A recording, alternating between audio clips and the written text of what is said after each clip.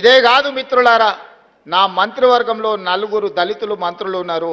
Speaker దళితుడు ఉన్నాడు. ఉమ్మడి రాష్ట్రంలో కూడా 4కి ఇవ్వలేదు. ఇవాళ తెలంగాణలో రెట్లు 3 ఉంటే దళితులు 4 ఉన్నారు మంత్రివర్గంలో. స్పీకర్ ఉన్నారు.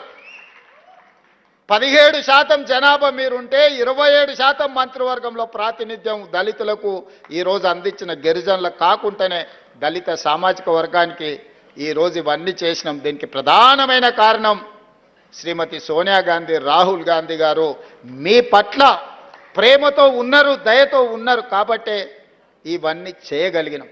అందుకే మిత్రులారా, చాలా అంశాలు మాట్లాడేది ఉన్నది, తీసుకోవాల్సిన నిర్ణయాలు ఉన్నాయి. యాదగిరి అన్న చేసిన సూచన, నరసింహులు గారు చేసిన సూచన, ఇతర సూచనలు అన్నిటి మీద కూడా వారు సూచించినట్టుగా ఒక ప్రత్యేక సమావేశాన్ని ఏర్పాటు చేస్తాను.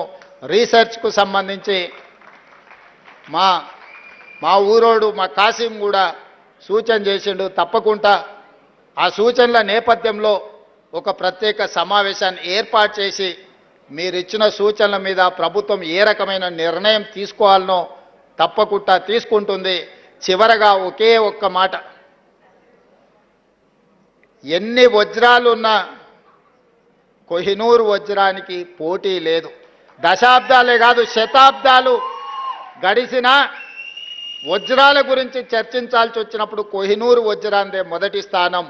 కవులు కళాకారులు ఎంతమంది ఉన్నా ఎవరి గురించి చర్చించినా రేపటి తెలంగాణ చరిత్రలో కవులు కళాకారుల గురించి మాట్లాడినప్పుడు మా అందశ్రీ అన్న ఒక కోహినూరు వజ్రంగా నిలబడతాడు. అది శాశ్వతం చెయ్యడానికి ఆ కోహినూరు వజ్రాన్ని, వారి కీర్తిని, వారి కుటుంబాన్ని ఆదుకునే బాధ్యత నాది, మా ప్రభుత్వాన్ని తెలియజేస్తూ మీ అందరి దగ్గర సెలవు తీసుకుంటున్న ధన్యవాదాలు మిత్రులారా.